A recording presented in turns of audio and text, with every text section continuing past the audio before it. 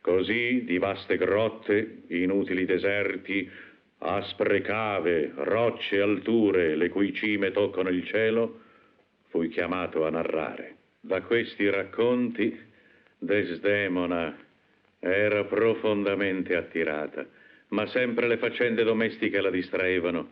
Correva a noi e con avido orecchio i miei discorsi divorava. Così io ebbi modo di trarre dal suo cuore più segreto la preghiera che io volessi minutamente esporle i miei pellegrinaggi, e spesso io la frodai delle sue lacrime, descrivendo un duro colpo della sorte sofferto in gioventù. Ella mi pagò delle mie pene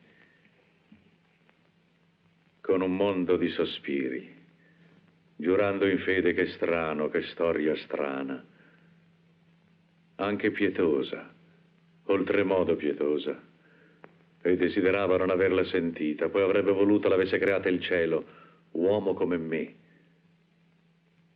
Così mi ringraziava.